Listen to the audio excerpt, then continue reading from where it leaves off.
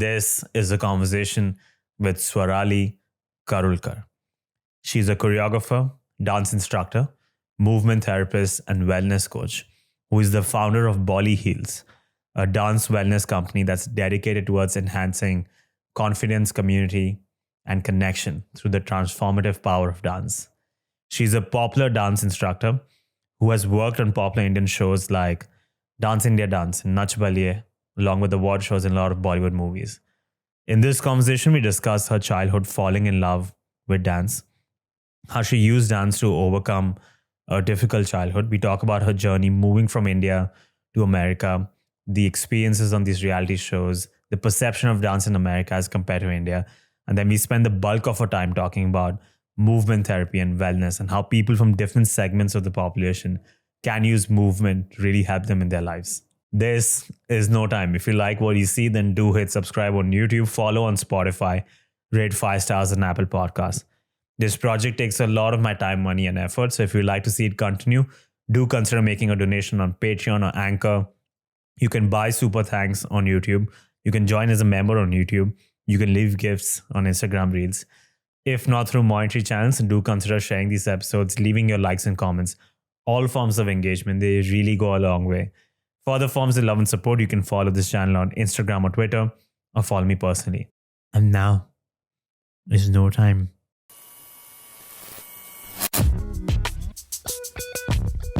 The legendary Martha Graham had once said that dance is the hidden language of the soul. You got into dance at the age of 6 because of your mother, and you've said in previous interviews that she wanted to become a dancer herself, but because of various reasons, she couldn't become one. So she lived vicariously through you. At what point did you realize that dance is not just something you do or something that she's making you do, but now it's something you're doing for yourself? At what point did you fall in love with dance and realize that it was a hidden language for your soul? I was always in love with dance. Even before I knew I was in love with dance, I was in love with dance. I have recordings of, on the old camera that we used to have where I was always moving when there was music. But what really clicked for me was I had a traumatic childhood that extended into a very difficult teenage as well, right? And if you think about a child, you're coming in with a very naive perception of the world. You don't know anything. So you are just absorbing all of the information that's around you. And what was around me was a lot of anxiety, a lot of depression, a lot of yelling, a lot of anger. So that is what my child body was taking in. And now we know with research that we carry a lot of intergenerational trauma in the body. So I have been carrying this since I was in my mother's womb. So when I came out, my body is already very, very confused. What dance gave me was firstly an outlet, right? The first thing that I needed was catharsis. Just all of this pent up energy, it was taking it out. The second thing it was doing, because I started with classical dance and folk dance, which are predominantly storytelling based dance forms, it allowed me to take my confused emotions and tie them in a story, tie them in a choreography. So I could make more sense of it. And you notice that in an everyday scenario, if you have thoughts, versus when you write those thoughts down, you can start seeing patterns. And that is essentially what choreography does for you. It organizes your emotions in a pattern that are recognizable, ergo something that you can actually deal with and handle. And although my child self didn't know all of this science at the time, she did intuitively know that this is something that is helping.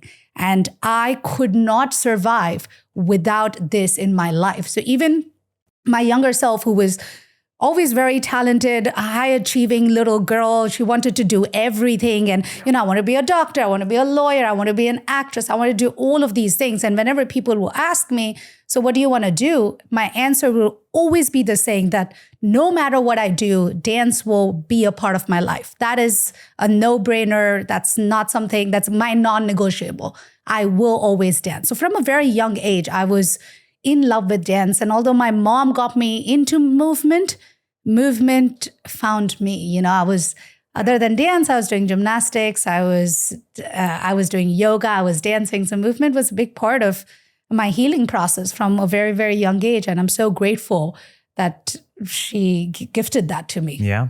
I think your mother shares a story that when you were 8 months old, they put you on stage and you were immediately dancing. So you already were in love with dance without even knowing it. Definitely. You spoke about learning classical styles and how that helped you create the narrative around your life, and the storytelling structure of it is something you could take through. You learned so many different styles when you were growing up as well. There's something interesting people say about learning languages, where they say when you learn a new language, it unlocks a part of you that you never knew existed. It just unlocks a different part of your mind. Obviously, dance styles are also a form of language in a sense. Did you ever get that feeling that as you learn a new style, if your personality is this jigsaw puzzle, then this new style is helping you put another piece that you would never find out otherwise? Am I talking crazy? No, you're not talking crazy at all. Okay. And it makes sense because if you give the example of a language, right? What you're learning with the language is you are learning the history and culture of that specific place where that language originated. That language originated as a response to what was happening in the society to communicate that, right? Yeah. Dance is the same. Any dance style you pick has originated for a very specific reason. It solves a problem. So when you think about hip hop, it solves the problem of African-American population feeling oppressed. If you talk about contemporary, it solves the problem of ballet dancers that felt really restricted. If you talk about classical Indian dancers, it solves the problem of how are we going to pass all of this mythological information that we cannot just store in books. So every dance style comes with a solution to a problem. And as you're finding the solution to this problem, you are linking very specific physical movements to come to this solution. And that is what the dance styles do to you. They open your brain up to how can you take this specific movement and do it differently. So you will see a lot of movements are repeated in different dance styles, but the energy that you put in every movement, the technique that you put, the texture that you put will make this movement very, very different. And you see that in dialects, right? In language, the same word can be used so differently in different places. Same with dance. And what that does is it opens your brain up. It opens your brain up to be able to look at the same thing from a different perspective. So it's giving you creativity, it's giving you innovation, it's giving you a new way to think. And that also expands to, if I can do this for an idea, I can do this for people.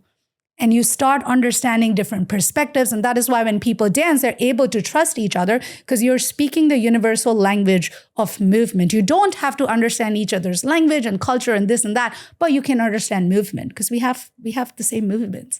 We have the two same limbs, two same legs, everything. So that is how it connects us. And it also opens doors to creativity and acceptance. Yeah, I find this fascinating. You also mentioned the healing aspects of dance that you discovered at a very young age, which is not very common because most kids, when they're enrolled in dance, it's mainly for learning discipline or fitness or for performing. You mentioned that the situation at home wasn't always the best. So for people who are probably in similar situations, unfortunately, I just want to linger on this a bit. What type of difficulties did you face and how did you use dance to help you in those moments?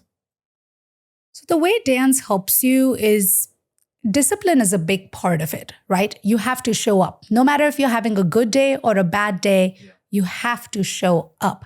And that helps you understand how strong you really are in the face of adversity. When anything is thrown at you, you will get up and you will show up and you will deal with it. The other very important thing dance does, it has a very quantifiable goal. So a lot of times what happens is if you're experiencing any kind of difficulty, a difficult situation, let's say you are stressed because of these massive layoffs that are happening and you haven't had a job for the longest time. A lot of my friends are experiencing that. And that comes with a ton of uncertainty, ton of anxiety, ton of loneliness, right? And also a little bit of embarrassment. Oh, all my friends are doing well. I don't have a job and all of that. So think about all of these really heavy emotions as rocks. And every heavy emotion you feel gets stored in your body as these heavy, heavy rocks that weighs your body down.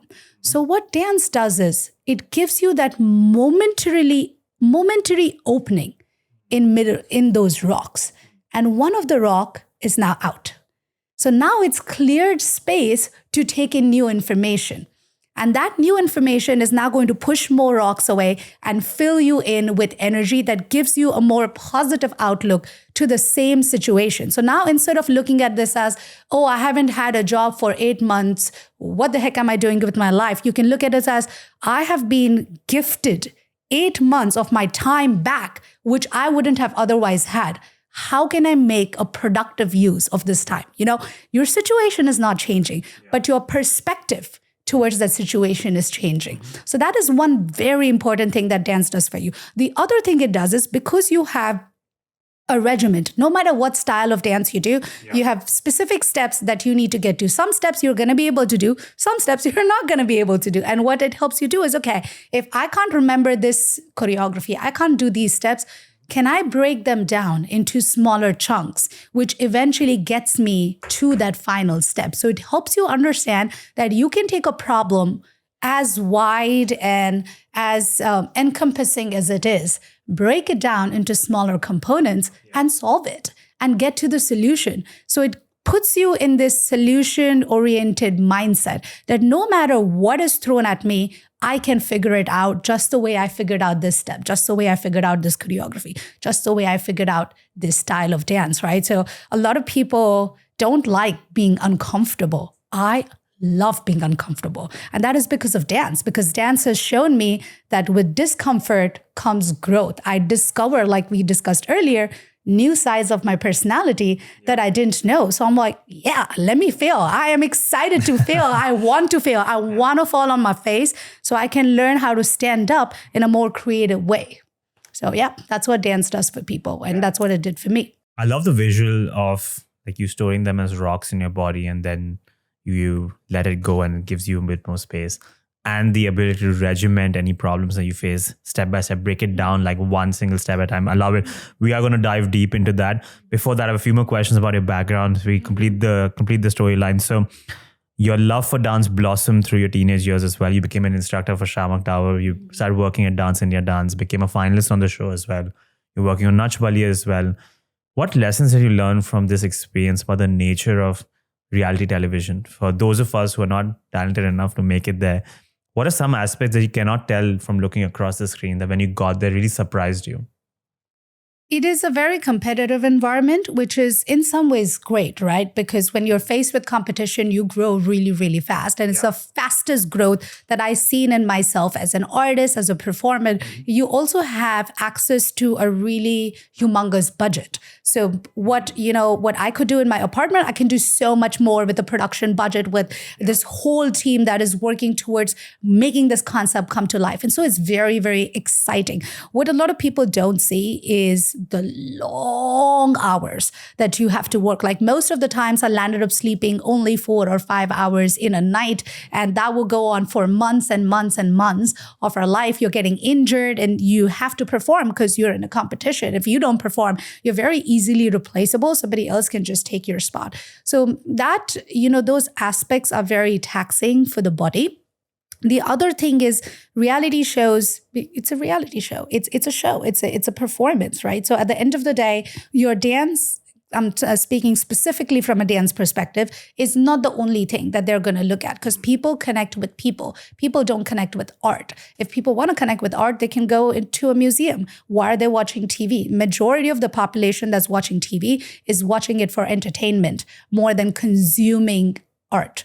Right? So when you talk about entertainment, it cannot be limited to dance. It's about how you show up on screen. What are the conversations are you having? Are you able to entertain people? Are you able to give sassy feedback? So when I got into the reality show, I didn't really know any of this. I was like, oh, dance, my talent is enough. And very early on in that journey, I realized your talent is not enough. You need to show up on camera as a likable personality. So then I changed my strategy growing up that along with my talent, how can I also become a likable personality for the people that are viewing the show? Also, contacts make a big difference. Like people say that, underdog story. No, none of that is true. There's people inside who are making choices for you. So your best bet when you're going into these shows is just be nice to every single person, because you never know how one spot dada is connected to the head of production. All of these things are interlinked. Everybody's watching you all the time. And it's just, you're just putting good energy out. So all of those things matter when you're working in a reality show. Was this tussle that you described between art and entertainment, where you said that you believe that the art should be what people should connect to, but they start connecting more with the entertainment value of it?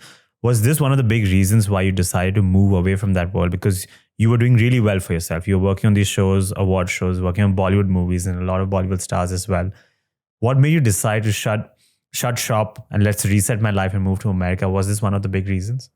My big reason was I wanted to explore the healing aspect of movement. And by the time I got to these reality shows, I had already lived that performer life for a very, very long time. I had gotten to the pinnacle of it. And I had also realized that even if I keep going further on this road, this is the same experience that I'm going to have, just at a much more elevated level, right? But the base experience of it is going to be the same. The day-to-day that I'm going to have is going to be the same. And I did not want to get stuck in that rut. I'm like, I'm so young. I am just in my early 20s. The world is my stage right now. And I am so deeply interested in the healing aspects of movement. I wanted to learn more. There's so much that I still didn't know. At the time, I didn't know. I just knew that it does something. I didn't know how it did it, right? Like I didn't know how dance was healing. I knew it did. And we are talking like pre-social media. I mean, Facebook was probably the only social media which also wasn't used as extensively as it's used right now. So there wasn't any knowledge on this topic. And I was like, I know this works. Like very intuitively, I was always connected to it. I knew it worked and I wanted to challenge myself. So I'm like, let me take my bags with a one-way ticket to a country 8,000 miles away that I don't know anything about.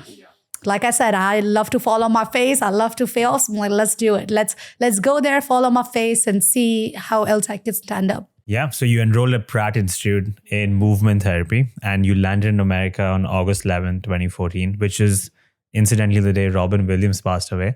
And right from that moment, you had this feeling of not being able to connect with the culture, and the culture shock amplified even further on your first day of class because you came from a world where students sat on benches. They told teachers, sir or ma'am, good evening, good morning. And over here, the atmosphere was a lot more relaxed. Students were calling teachers by their first name. They were moving notebooks with their feet. And all of that amplified the sense of feeling alienated as well, slightly. In the midst of that cultural shock, I want to get your thoughts on how you perceived the perception of dance in America as compared to India. When you got here, did you notice a difference in the way they approach dance as an art form, as a science in America as compared to India?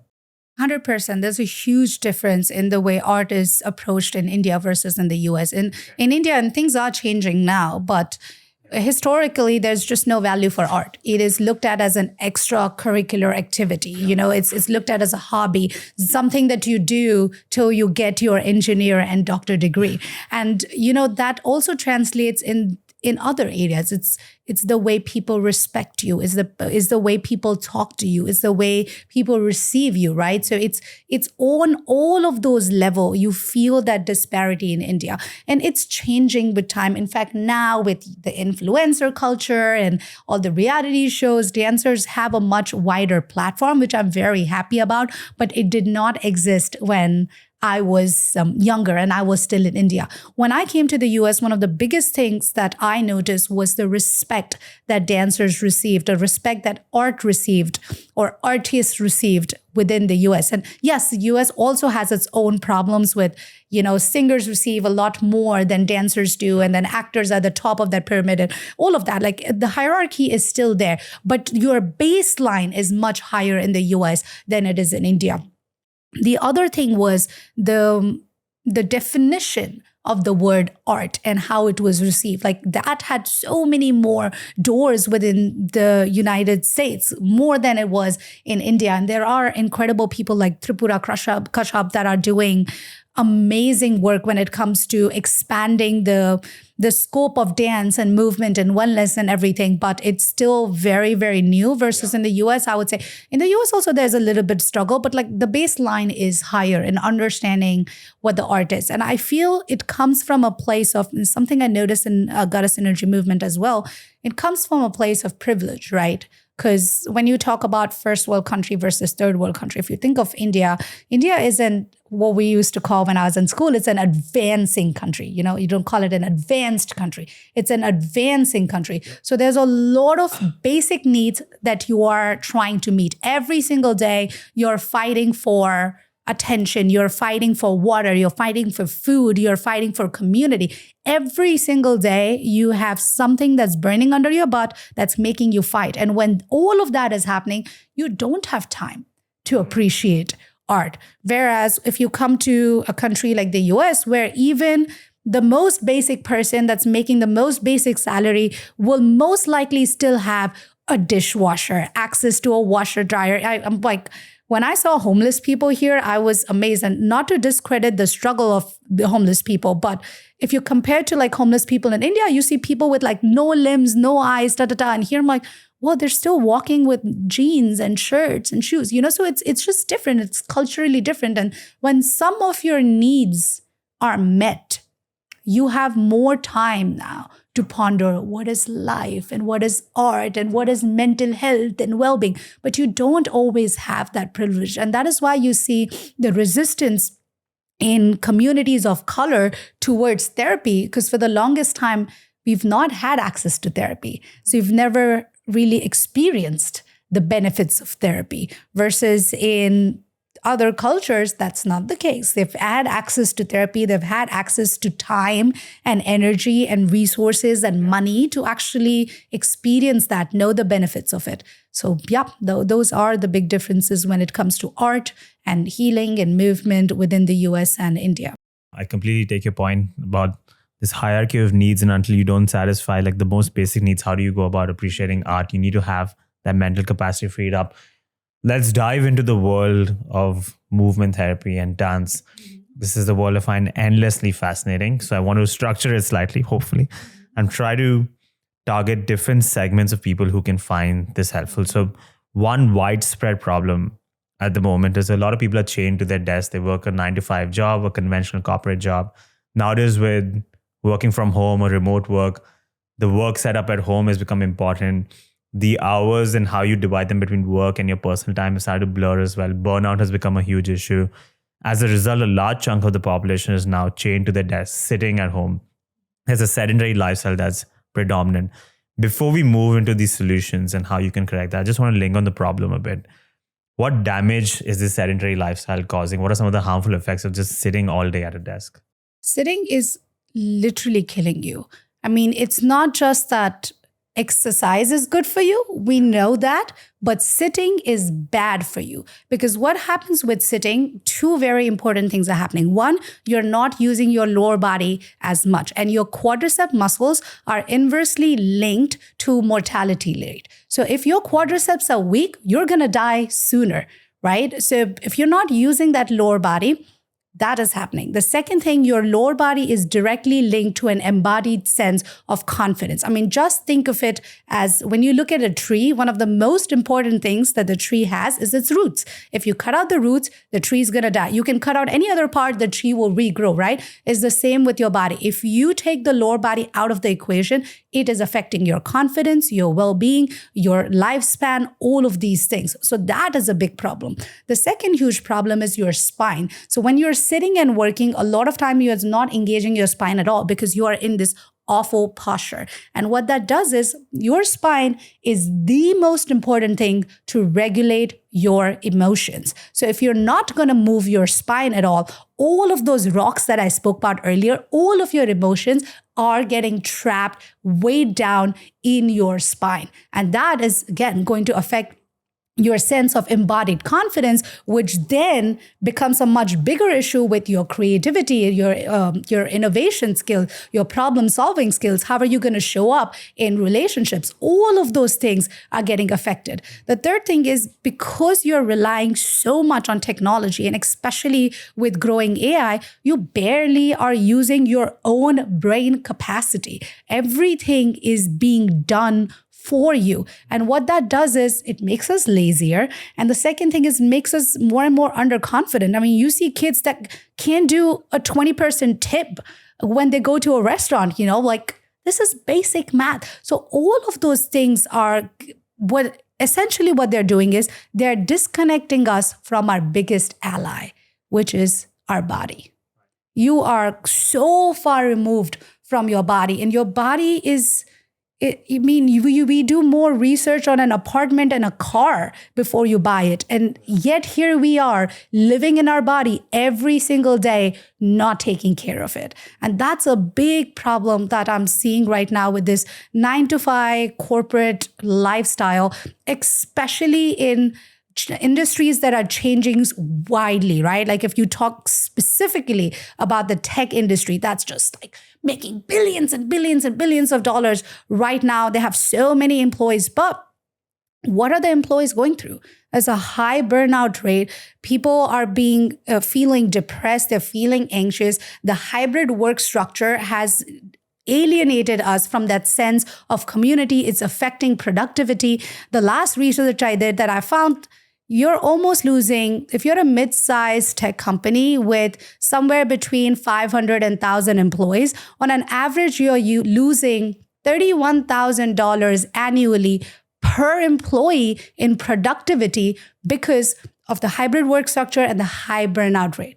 Just imagine that amount. That is so much money that you're using. And we're not even talking about, this is just effect that it's having on a more corporate level. We're not even talking about the effects that it's having on an individual level, on people's well-being, on how they're going to show up at work, how they're going to show up in their life. So yes, it's impacting us as a society. And it's horrifying to see it. It's horrifying to watch it happen so rapidly as well. Like just think about what your life was in 2019 versus what your life is now. That's 5 years. And your life, not your per se, but like our life is drastically different. Let's talk about the solutions. How can you use movement, wellness, and dance to help you, for people who are stuck in this lifestyle, who are stuck to a sedentary lifestyle? How can you use movement to help? So the very first thing we have to do is understand that all human beings have a stress response cycle, and the stress response cycle lasts 24 hours. What that means is when you experience a certain type of stressor, like we are hunter-gatherers at the end of the day. So when you experience a stress, say an important meeting has been set for you, your body has naturally gone in a fight or flight mode. It's emitted all of the physiological responses that your body needed, the hormones it needed, the cortisol it needed, everything your body needed to deal with this stressor. And now the meeting is canceled. Instant relief, right? Yeah. Mentally, you're relieved, but your body doesn't know that. So every system in your body that was activated in this fight or flight mode is still activated. And if you don't resolve that within a 24-hour time, now that has gotten turned into a rock. And this rock is stuck in your body. Now imagine all the 24 hours that you go through without resolving your stress response cycle, the amount of times your body is exposed to this fight or flight throughout the day. So when I talk about movement wellness solutions, I always say that, yeah, it's really good to get a workout in and, run and do dance and Pilates and yoga. All those things are good. But what you want to develop is a relationship with movement. How can I use movement within an hour-long cycle and make that my go-to? Just as much as I value having food and drinking water, can I value movement? How can I bring small movement in my everyday cycle? So I'll give you an example. Say you are sitting at your desk and you're just endlessly typing. Take a second off, take your hands off, do a little bit of wrist rotation, do a little bit of, that's such a simple way of accessing movement, right? But what it's going to do is first, instantly, it is going to release any stress that you're experiencing in your hands. Secondly, all of your energy centers are within your fingers. So it's instantly going to activate your creativity, your sense of confidence before you go into work. The second thing, your spine. We just spoke about all the ill effects of having your emotions not regulated by your spine, right? So can you take maybe just even a 5-minute break within that 1 hour? Take a second to just move the spine front and back, side to side, release a little bit of that tension, right? So it's not about scheduling that 1 hour for workout in the day and just like looking forward to that. That is great, yes. But what you need to do is you need to develop a more intimate relationship with movement. And if you think about this from a much broader spiritual lens, Look at our universe. We say we are made of the same carbon, hydrogen, oxygen elements that form the universe, right? Like we are an extension of the universe. Everything in the universe is moving.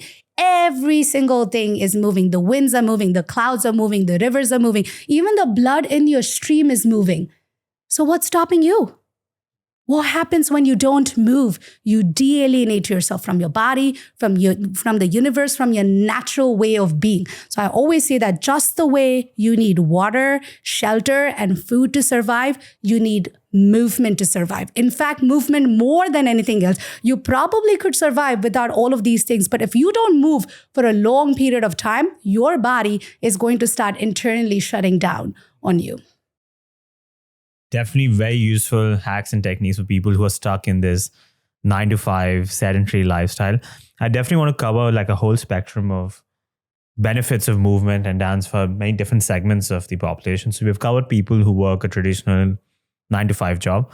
I also want to touch upon the benefits for elderly people. So you worked at a senior center. This was in fact one of your first jobs that set you on track to get certified. You started emailing senior centers with a deck. So how can you use movement to help people who are much older? How can it help in that stage of life? So every population has its very specific issues. So you always want to start with what is the problem? What is the problem this specific population is facing? And how can I use movement as a strategy to find a solution to this problem, right? So we spoke about the sedentary lifestyle and a couple of things that you can do because your big problem is your body is not moving. That problem is a little bit more amplified by the time you get to that senior age because now the capacity of your body to move is a lot lower, right? Your muscle density is lower, your bones are giving up on you. So functionality is a big thing. We work with a lot of functional movement. The other thing a lot of seniors experience is loneliness. Because your family members are gone, your family was probably your life for most of the time that you've spent on this planet, and now they're gone. So there is no sense of purpose, there is lack of community, and there's lack of functionality within the body. So these are some of the things that we look at solving with movement wellness, especially when it comes to the senior population. So I love using a lot of props when it comes to the senior population because it instantly awakens a sense of play in them. And when they are playing, it gets them to move a little bit more than they have. It also makes connection across the room much, much easier. So something like balls, maybe a parachute, an octoband, scarves. I'm just thinking what else, like light objects, anything that's playful is super helpful with that population. So yeah.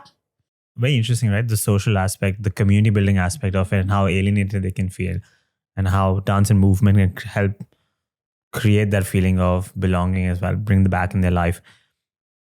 Let's talk about children. So you've worked with children with physical and mental disabilities. You've worked with children of domestic workers, and you've worked with children who have autism. How can they use dance and movement to help them with any problems that they face? So again, very different populations, very different needs. So if you talk about children who are specifically being rescued from very high stress environments like domestic violence and sexual violence, what happens is their relationship with their body is completely distorted. The way mine was when I was really young and I went through the several type of abuses, right? So when your relationship with your body is distorted, you don't feel safe in your body. And if you don't feel safe in your body, you don't feel safe in the world. So the first thing that I do with these populations is, can I create a sense of safety within their body? Can I create a sense of cohesion within all the different parts of their body, their brain, their muscles, their energies, and then bring about a sense of community?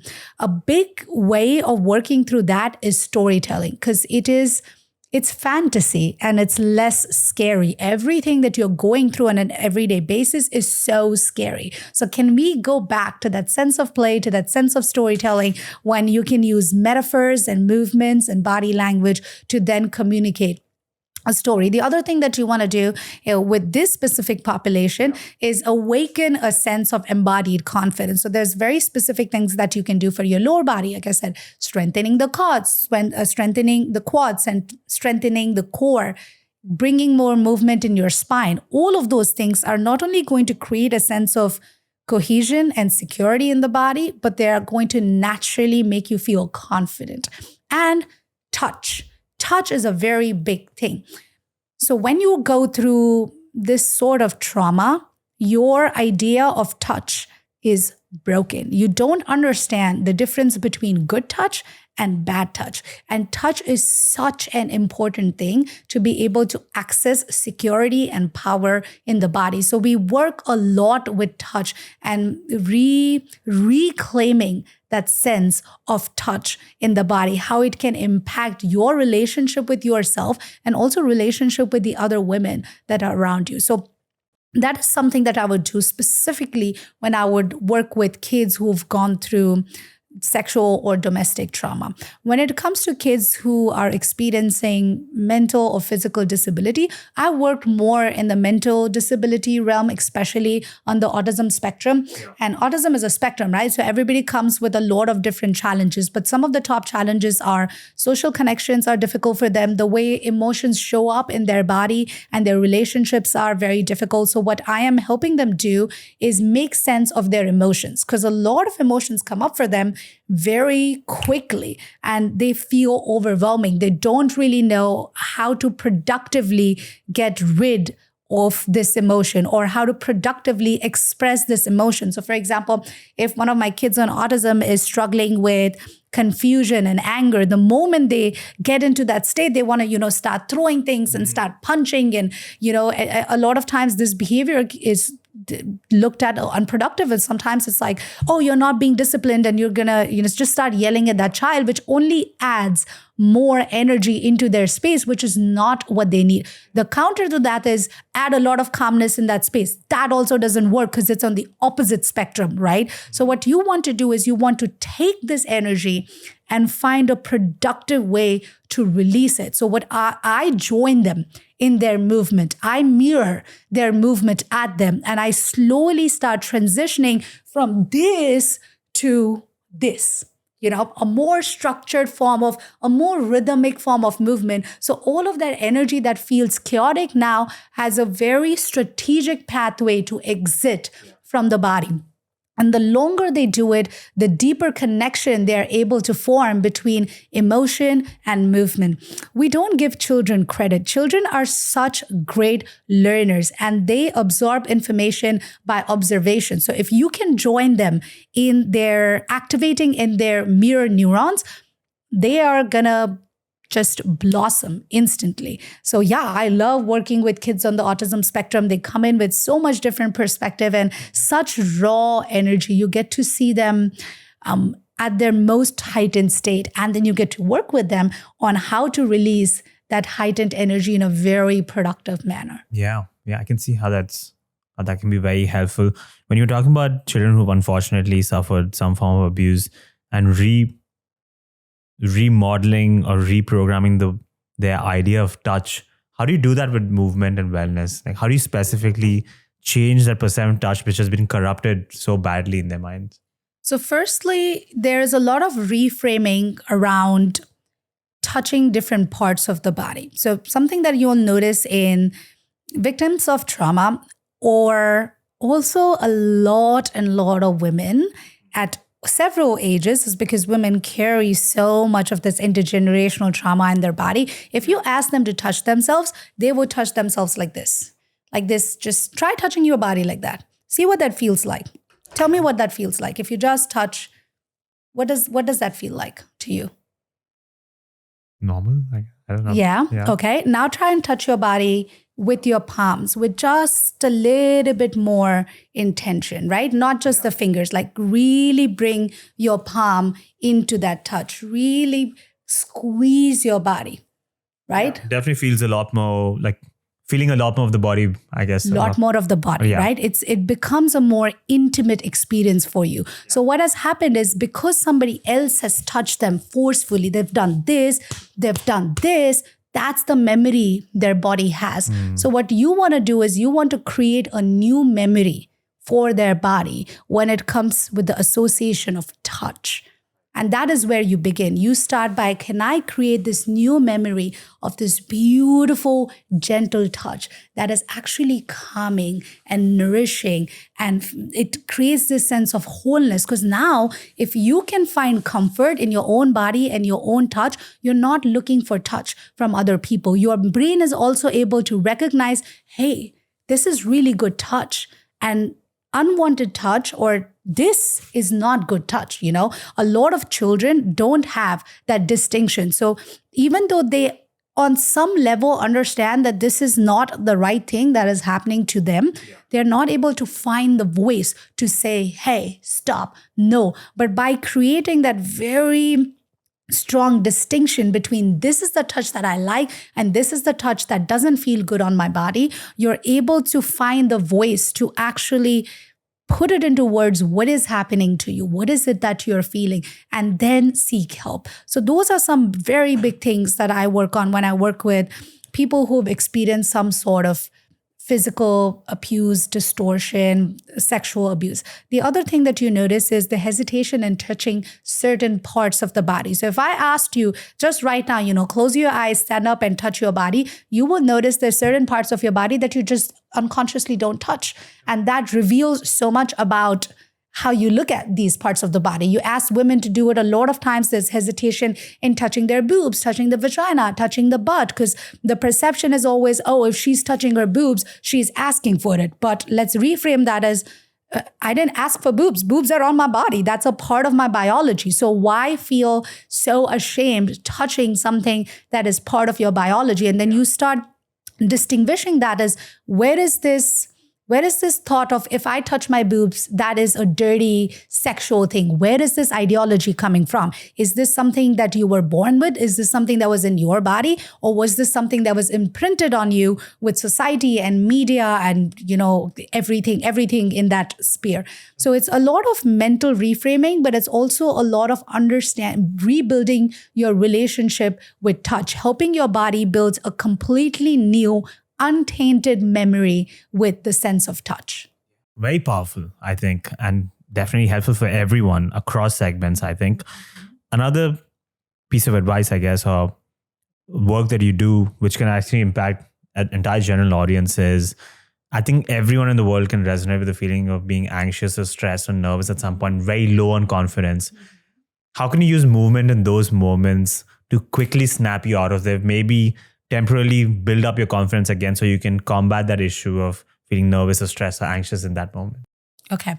Can I do a fun exercise with you? Let's do it. How do you feel right now? Great. Yeah. Okay. So can you use more vocabulary to explain great to me? Like if you had to really close your eyes and take a second to scan your body, just from top to end. Notice if there's any part of your body that feels a little bit more tensed, a little bit more stressed. Yeah, definitely. Okay. Would you feel comfortable naming the part of the body? Yeah. My hands are, clasped together. My legs are also folded together. And that's typically my resting point, because when I'm taking an interview, obviously I'm also thinking about a lot of things and nervous about things happening. Right. Yeah. Right. So you're physically holding your nervousness in, right? With your hands and your legs. Yeah. So that's the first step towards doing anything. Take a second and ask your body, what are you doing right now? Right? Become aware of where your body is at, because that's going to help you strategize a solution. So now that, your hands are clasped, your legs are clasped, take a second to just open the legs. So simple, right? Such a simple thing. Just open the legs, rotate those shoulders back. Just take a second, really rotate the shoulders back in a sense where you can start activating that spine. Remember I told you all the emotions are stuck in the spine, right? So just up and down, something that you can do just sitting down. And as you're doing it, move your hands on the legs. Okay. Yeah. Going back to that sense of touch, really activating those quadriceps, giving them more information. So you will notice your shoulders are already starting to feel a little bit more relaxed, right? Because we are bringing movement in the shoulder blades. Now take your hands and just shake it off. This is one of my favorite somatic techniques that we don't give enough attention to, and it's so simple. Just shaking things off, right? When you shake, really shake from the shoulder. We want to get the movement into the spine always, right? And then you start making movement bigger in space. So now you've gone from clasping in your spot to just throwing that movement out bigger in space, right? Something you can do with your legs as well. That really, whatever rocks are building up, not just that, really shake it. Shake. Yeah. You're fine. Just, shake it up. And now that you feel a little bit more open, you can actually stand up. Stand up with me. What I want you to do is take 10. I want you to take 10 jumps. Okay. That's it. And when you take the jump, I want you to also pull the shoulders down this way. Okay? Okay, let's do it. Ready? 5, 6, 7, 8, 10, 9, 8. Loosen it. 7. Throw it down. 6, 5. Shake it out. 4, 3, 2, 1. Twist, twist, twist, twist, twist, twist, twist, twist, twist, twist, twist, twist. Twist a little. Shake it off. Shake it off. Shake it off. Right? Now take a seat. Let's go. Now tell me, how do you feel? Great. Even better than before. Even better than before, right? Yeah. Take a second to close your eyes. Scan through your body again. And tell me where your body's at. I think much better. Yeah. Your legs are already open. Yep. Right? Or your hands are still not clasped, but now they're now they're in the power mudra, right? Yeah. So already your body is intuitively telling you, instead of collapsing, can I connect my energy centers to come to a place of grounding and centering in the body? The other thing that it's done, it's released any type of pent-up energy, any type of nervousness that you're feeling. Your body is now telling you, I am a lot more open to receive the information coming my way. And it took us less than 5 minutes to do that. So this is what I mean when I say that you need to develop a more intentional relationship with movement. You don't want to wait for that 1 hour of workout. Just get up, jump a little bit, shake a little bit, become aware. The cycle that I teach all of my clients is awareness, strategy, implementation, and reflection. Become aware of what your body is communicating to you, strategize based on whatever information that you've received, actually implement it, implement your strategy, and then reflect what worked, what didn't work. Because the more you do it, you will realize that in different moods and different anxiety, when we think of anxiety as like this one big animal. But anxiety is equal to happiness. Every emotion you experience, happiness, anxiety, depression, loneliness, surprise, whatever it is, at the end of the day, it's just energy. That's all it is. It's energy. And energy likes to be in circulation. Stagnant energy is not good. Circulated energy is amazing. So that's what we are trying to do. We are creating circulation with energy. Also, any emotion in your body will only exist for 90 seconds. That's it. Isn't that amazing? Just for 90 seconds. And if you allow that emotion to stay in your body for 90 seconds without judging it, without trying to push it away, it will naturally go. After 90 seconds, if you hold on to that emotion, that's eventually going to turn into a feeling. That's going to then turn into a mood. So the idea is allow that emotion to just pass through you. Don't say, oh, I want to be happy. I don't want to be sad. That's not going to happen. You're going to experience every single emotion. They are visitors in your body.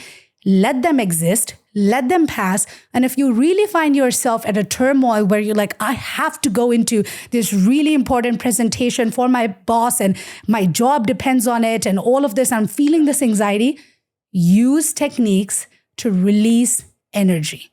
You want to release anxious energy and open your heart up, open your heart chakra up to receive compassion, to receive kindness towards you. There's actually now, they have mapped our emotions. 108 emotions have been mapped exactly where they are stored in the body. So like anger and sadness, it gets stored in the chest. Anxiety gets stored in your belly. If you clench your right fist really tightly, try it. You're going to feel, you're right. You're going to instantly feel a sense of anger and anxiety budding up. But if you just do it with the left, it brings actually a sense of release because it's connected to your right hemisphere. So there is so much knowledge we already have between how the body stores emotions. All we need to do is biohack ourselves. We've hacked everything else. We've hacked every other system. But when it comes to the body, we've just kind of taken it for granted because we've always had it with us. So what I try to do with my practice is create more and more awareness of what is actually happening in your body, because all of this is science, In some ways, science is just catching on to it. Movers have always known it. Movers are ancient movers, dancers, choreographers, healers. They've always known the importance of energy. Science is just catching up to the importance of energy. But yeah, at the end of the day, it's just energy, and you can find a way to release it. It doesn't take more than 5 minutes, and it's magical to what you do. Remember, you're not trying to resolve all of your problems.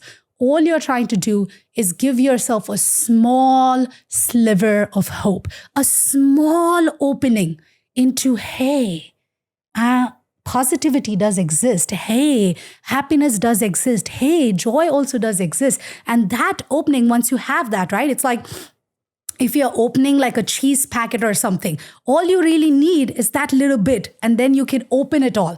But a lot of times we don't get to that little bit. We get so comfortable and so stubborn in feeling angry. We just want to become so rigid with whatever that is you're experiencing, right? Because there's a fear of, what if I do feel happy and then happiness goes away, right? So that fear actually stops you from seeking happiness, because the idea is, well, if I'm going to be angry anyway, then I might as well just, hold on to all this anger. But why? Get happy, then get angry again, then get sad, then be surprised, just go through all of the range. And when you start looking at emotions as these energies that just visit you, it's so much easier to get through life, because you can watch them, you can acknowledge them, you can become aware, strategize, implement, and reflect, and keep repeating that cycle. Very interesting when you brought up the tussle between science and spirituality. A lot of people, because of the wave that science took, started discounting things that spirituality taught you and started bucketing things under spirituality. And you're right, science is catching up. There are so many of these traditions that had passed down through spiritual wisdom about eating at a certain time, fasting as well, heat exposure, cold exposure, and now science is catching up to it, calling it intermittent fasting. Take cold plunges. We knew that. We knew that long. Decades and decades. Yeah. It's been written in books for so long. Exactly. I told my dad about it, and he was like, yeah, my grandfather used to say this all the time in the villages, just take a cold shower, never fall sick, you'll never get a cold again. And very relevant to what you just mentioned, Yoga Nidra was something that's an ancient tradition being practiced so long. And that was one of the first times where I could actually get this mindfulness awareness about different knots in my body and how to release that energy. And now the tech world has discovered it as non-sleep deep rest. So I completely agree with you. Science is catching up with spirituality. A lot of people keep discounting spirituality for that reason. Yeah. Can I bring something to your awareness right now? If you take this recording and you saw yourself before you did the exercises and after, you're using so much of your arms to talk to me right now that you were not using earlier. So your body has not only felt that effect, but actually carried on that effect into our interview, into that real life, right? So see, that's what it does. Once you open that sliver, your brain is naturally now doing everything for you. You don't even have to do anything. You just have to show your brain, hey, I want this information instead of that information. Can you open that door, please? And their brain's like, yeah, sure. The brain's there to serve you. A lot of times we are like, oh, I think something and I bring it into action with our body. That is absolutely wrong. 80% of the information that your brain processes is based on physical sensation. So instead of going from brain to body, you rather go from body to brain, because that's how your nervous system is working naturally. Again, coming back to that biohacking, understand how the body functions so you can use it effectively to benefit you. I completely agree. I had a professor of neuroscience, one of the legends actually in neuroscience, on this show from New York University. And he said the same thing, where he said a lot of people think that the brain takes in a sensory input and then creates a reaction to it. But actually, it's an action-driven format. Mm-hmm. You act first, then the sensory inputs adapt around it. So completely agree with it. I think this is the perfect opportunity to introduce a really powerful movement that you're leading, which is the Goddess Synergy movement. So what is the Goddess Synergy movement? So Goddess Synergy movement is teaching women or providing women access to various movement techniques that help them attain an embodied sense of confidence and connection within their body. So what I have realized through my research around the world, working with women for the past 8 years extensively, is when they're dancing, a lot of their vulnerabilities come up. And there are specific patterns that we start seeing in all women. So one is their relationship with touch is broken. There is a distortion within the sense of self because there's so much emphasis on aesthetic beauty that a lot of women actually focus on that more than their internal beauty and forget that their body is a combination of multiple things like energies and muscles and their focus is all on the aesthetic beauty very unconsciously. There is a sense of loneliness that a lot of women face. There is a sense of I'm thinking of the right word for this. There's a sense of that I am the giver for everybody, but I'm not the receiver. And there's other things that you notice within women, like when it comes to anger, a lot of women hesitate in expressing anger because most women are told, you have to be nice, you have to be considerate. So all of these things start impacting their sense of self and their confidence. And although these women present confidently in certain areas of their life, like you see them, they're really smart and they do incredible at their jobs and maybe like one sector of their life, they're like amazing, but they don't really understand how to then transfer this embodied sense of confidence in other areas of their life. So what we are doing through Goddess Energy Movement is we are breaking down the science of confidence. What can you do within your body to access that sense of confidence and connection instantly? So that can start repairing the broken relationship that women have had for generations with their body. And what we're doing with GSM is, apart from the workshops and, the social media awareness and everything, we are actually building a docuseries out of it. Because the other thing that you will notice with women, and we touched base on this in the very beginning of our conversation, is access. A lot of women don't have access to therapy.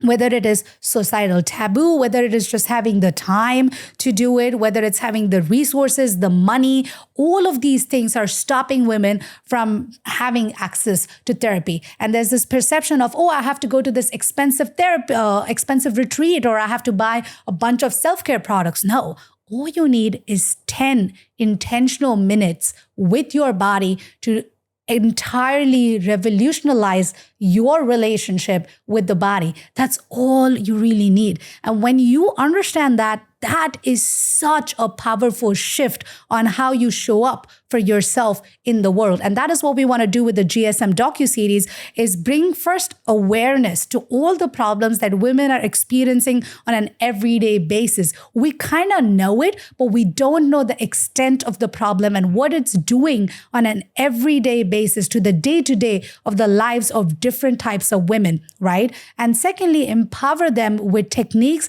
that are efficient, and not only efficient in time, but also effective, that will help them access that embodied sense of confidence and connection. So that is our bigger initiative with GSM, is to build it into a docuseries. So you don't have to go to an expensive retreat. Not that you don't have to go to a therapist. You can go to a therapist if you really need that sort of help, but at least you have access to techniques with a tap of your button, on your phone, on the screen. This is something that anybody and everybody can learn. Even somebody in a small village in Africa or India who has access to phone is able to learn. So yes, that is what we are doing with Goddess Energy Movement, is helping women reclaim their bodies so that they can show up as their divine selves. We say Mother Earth.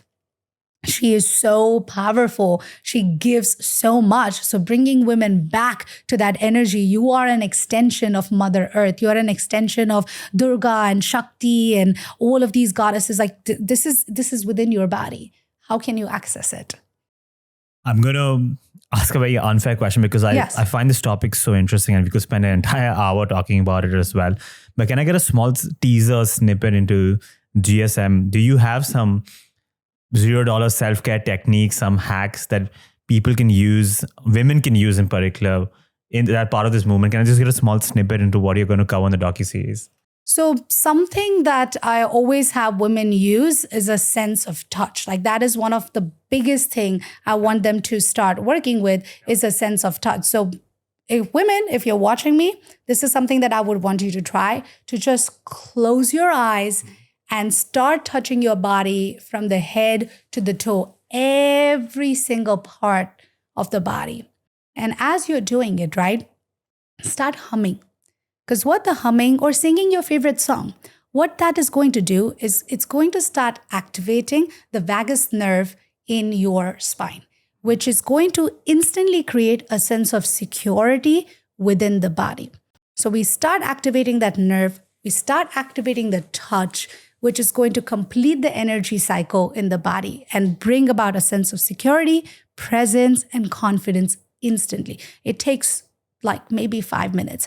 And then that's it. Especially, I recommend women doing it, especially when you are connecting to water. So if you're in your shower, taking a bath, or, just out swimming or something, when you're surrounded by water, you are creating this womb-like environment for your body. And that you're already feeling so vulnerable around water. It's supporting you. It's connecting you. Take that opportunity when all of your energy centers are open to really touch with intention and hum along the way. So you're hitting multiple different points. The other very, very, very important thing when it comes to confidence is your posture. You must engage your mid-back muscles. A lot of times we talk, I'm like sitting, I'm sitting straight up. But what happens to the mid-back? The mid-back is not engaged. And when you add that additional step of engaging the mid-back and opening your chest, look what that does with the posture. Look at how powerful my body looks and feels right now. Instantly. All it took was, can I connect my tailbone? Can I connect my mid-back? Can I rotate my shoulders back? Can I pull my chin up? Instantly, you're here. And when you live your life in this posture every single day, it changes everything for you. Because you're not here anymore. You're not shrinking with the weight of the society and the media and other men in the room. You're here. You're claiming your space. You're claiming your power. And those types of small shifts in the body, your relationship with the body, in the relationship with the movement, eventually land up being the dominoes to have a profound effect on how you view yourself in the world, how you show up in relationships, how you show up for yourself, how you show up at the job, how you show up for your kids, how you show up at school. It impacts everything. This is so powerful. I could spend hours talking about it. I do want to be mindful of your time, but this is something I would love to keep exploring further and further and further. And I'm glad you shared so much about it. I want to bring this back as we close up to about you and the challenges you faced along your journey. In a previous interview, you were once asked for advice and you had said, be careful about making your passion your profession. I find that very interesting because so many people talk about do what you love, do something you're passionate about. But what they don't talk about often is that if you make your favorite hobby, in quotes, work, then there's a lot of baggage that comes along with it, which is the long hours, traveling, commuting, bookkeeping, paperwork, accounting. And there's a danger of that eroding this pure joy that you used to receive from this passion in the first place, right? You don't want to be in a place where you wake up one morning. Earlier, it used to look forward to dance practice and you're looking for, that would be the highlight of your day. You're building towards it.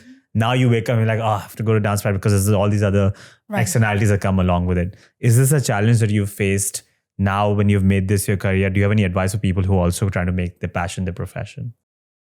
Something that I wish I could tell my younger self in this realm is have very clear boundaries on what you're doing for money and what are you doing for soul passion. Because when your passion becomes your profession, yes, you have to think about how you're going to make money. Yeah. You're running a business. A business will only work if you have money to run that business, right? So you're going to have to make certain choices just to bring that revenue in to your system. And that's fine. What I have had to learn is to be okay with making certain choices just because they are going to bring me money. And the way I became okay with them is because I consciously and very intentionally scheduled time for myself where I could explore my art purely from a place of passion and not have this sort of conjoined relationship every single time with a lot of overlap between passion, profession.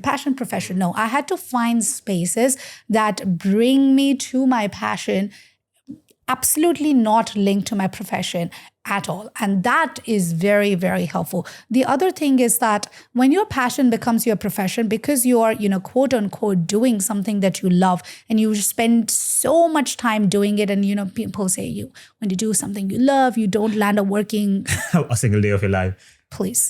In fact, you're working double because you have no break from your passion, right? You're always inclined to do a little bit, to do a little bit. So what I suggest people is find other passions. You don't need to have just one passion in your life. You already know this is your passion. This is something that brings you joy. What else brings you joy? If I completely stripped away whatever your passion is, what else is bringing you joy, right? You should not have only one source of containment and joy from your body. You should be able to access so many different, and why not? Because they are here for you. So that was a big shift in my personal journey when it came to the passion and profession is what else is my passion? Can I find time away from my passion? Can I find moments when I'm not dancing, not moving at all, when I can say no to dance, and I feel comfortable with it, not feel guilty. Why am I saying no to dance? Why am I not doing this? No, I don't want to dance right now. That's okay. It's okay to say no to something you love. A lot of times there is this sense of, I have to say yes to this because I love it. Not always. It's okay to say no to something you love. Take a second, develop some discipline, take some time away so you can come back to it with a lot more appreciation. Time away is just as important as time with your passion, with your love, with whatever brings you joy. Very important, I think, because this is not highlighted enough that if you do make your passion your profession, once you blur those lines, it's important to actually develop these other avenues for where you can find that pure joy that you want from. You have to find that replacement in a way. A lot of interesting things. We could keep doing this for hours, but I have to start wrapping up. Before we go into our closing questions, I would love it if you can tell me what masterpiece I've built with the Lego. What do you think these art pieces are?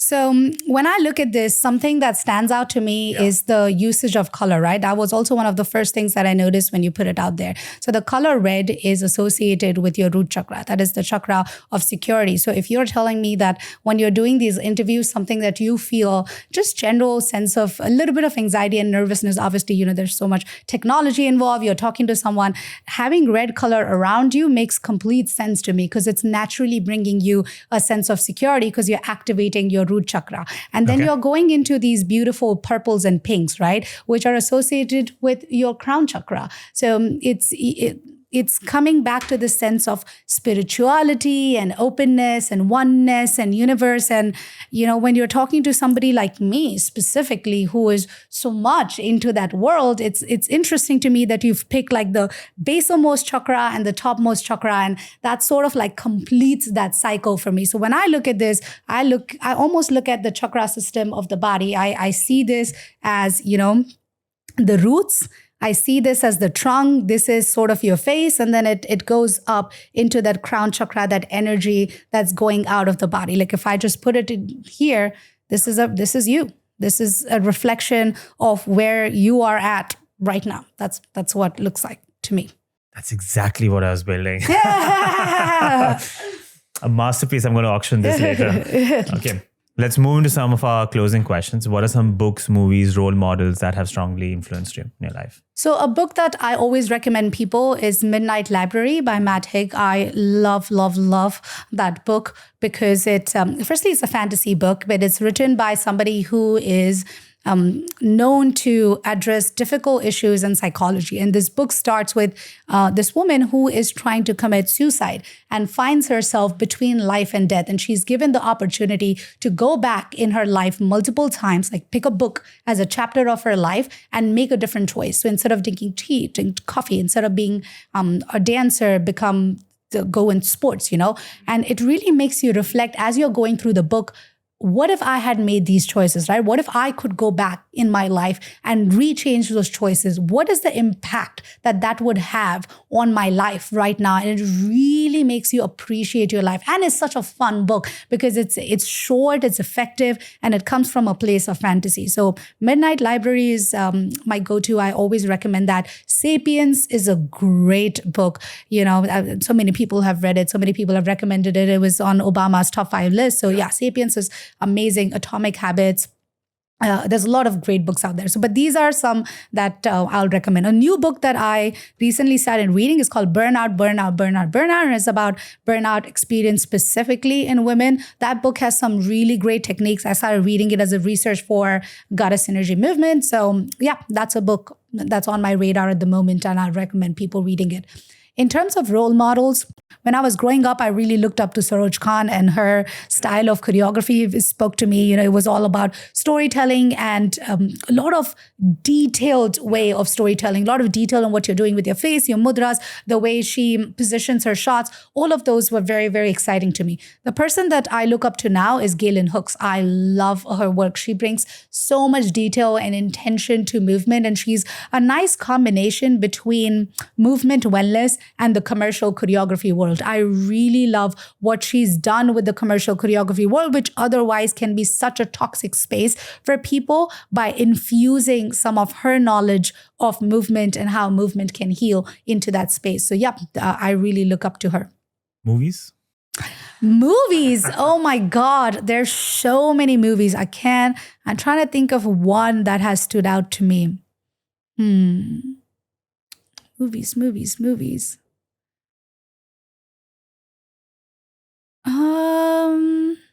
I honestly can't think of one. Like if I had to single one out. Oh yes, Everything Everywhere All at Once. What an incredible movie it is. Bringing the idea of this multiple dimension to life and how you experience so many different realities at the same time. It was a very interesting way of storytelling. So not only the story itself is great, but the visuals, the cinematography, the actors, like everything in it is very intentional, very thought out. There's a lot of themes that are, they just very difficult themes that are explained really well. And Soul. I love animated movies. Soul, I think, is a really, really good movie that, talks about so many difficult topics and in such a beautiful and fun way. So yeah, Soul is great. Actually, if you go to the animated world, there's so many movies that stand out for me. But I would say Soul and Everything Everywhere All at Once are like two of my top. I can also see the connection between Midnight Library and Everything Everywhere All at Once, and the butterfly effect. If you make a different decision at a certain point in life, how that changes your life completely. Exactly. Okay. You start a lot of your classes with this line, what is it that makes you special? So today I want to flip the script onto you and ask you this question. What is it that makes you special, Swarali? What makes me special is my inner need to always learn more. I am a student of life, and life is always teaching me different things. It's giving me new perspectives. It's helping me meet different people. It's forcing me to develop a different outlook on the challenges that are coming along my way. And since I was a little girl, I've always been a very, very curious child, and I remain curious. I'm always curious to know, but why is this happening? What is the meaning of this? What is the purpose of this? I'm a very deep thinker. I'm a Pisces. So, I'm all about the ocean and water and all of that and flow. So that is what makes me special, is my curiosity, my sense of, what is this? What can I do with it? I'm so curious about things. I'm always so excited about things, about trying new things, about meeting new people, about trying a new cuisine, trying a different experience, and challenging myself. Like I said, a lot of people get scared of challenges, and I welcome challenges. I want them to come to my life. And it's interesting why I became this person, right? Because when I was younger, so many challenges that were just thrown at me from such a tender age. So in some ways, I just didn't have a choice. I had to welcome the challenges. Otherwise, I would have drowned myself in challenges. I am one of those girls that I have tried to get rid of my life before the age of 10. So for me to go from that place to a place of life is wonderful has taken a lot of work. And a monumental thing that has helped me change that perspective for myself is let's welcome these challenges. Life is going to have challenges all the time. It's going to throw curveballs at you. Every time you think everything is working out, something is going to go off. So instead of trying to fight it away, can you just welcome it? Can you just become curious of what is happening in the body, what is happening in life, what is happening in the world, in the universe, in people's lives? So yeah, that is what makes me special, is my ability to remain curious to everything that is happening and welcome challenges with so much openness and compassion and excitement. I agree. It definitely makes you special. You're a special person for sure. In that spirit, what would you like your legacy to be? How do you want to be remembered? Is this something you think about? I honestly don't think about what my legacy would be at all, because I feel like everybody is placed on this planet to do something, like there's a purpose that you're solving anyway.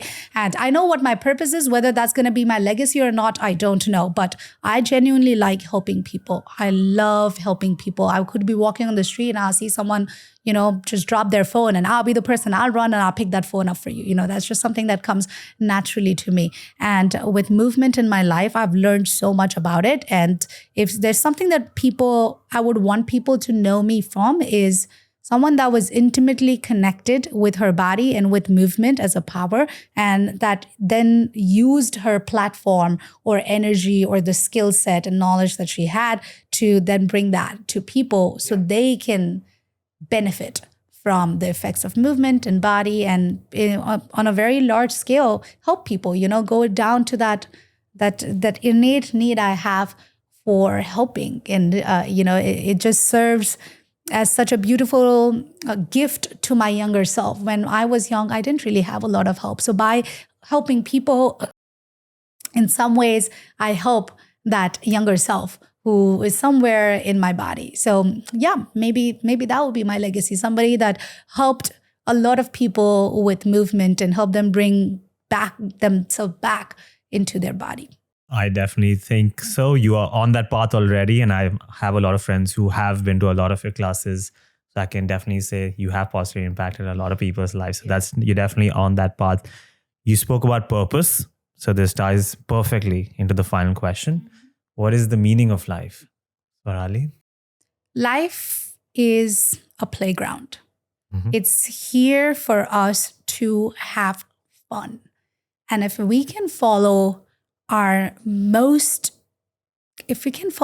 our excitement, what makes you excited? When you wake up, what is it that you're excited to do? You have to work and you have to do this and you have to do that. But can you find excitement in every single moment of your life? Because we really don't know what's going to happen tomorrow. This world can collapse tomorrow.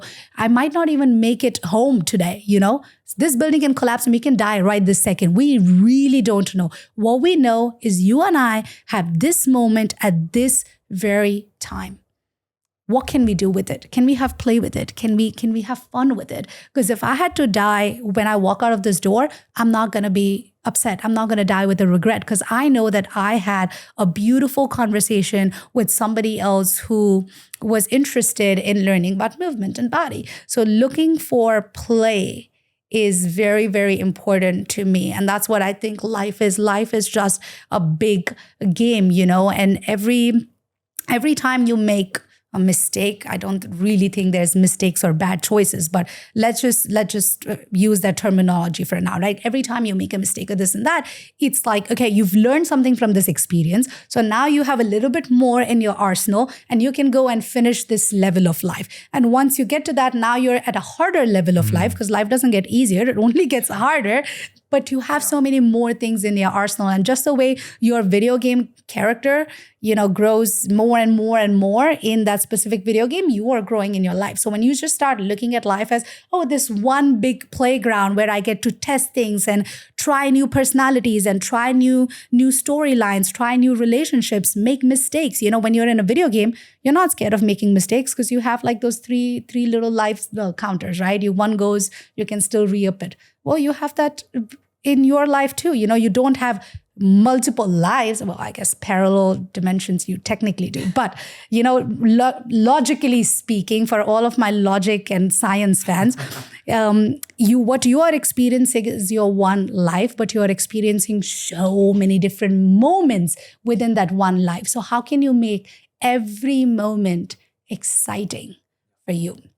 So yeah, that's what life is for me. It's just a big game. It's a lot of play. And if you stay connected to play and curiosity, it makes it a little bit easier to go through those hard, difficult, challenging days. I can get behind that meaning. A lot of life is your playground. A lot of wisdom packed in this answer, as there has been a lot of wisdom in this entire hour. Swarali, if people want to connect with you, if want to find out more about you, your work, or come for one of your classes, what is the best way to find you?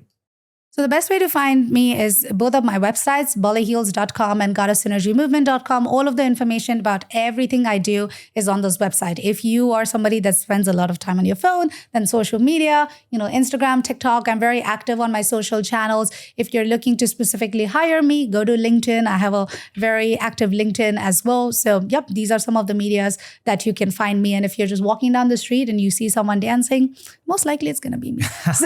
Most likely it's going to be you. Swarali, thank you so much. This was a fantastic conversation. Thank you so much for having me here and letting me spread the word of body and movement and play back into people's lives. So I appreciate this platform. Thank you so much.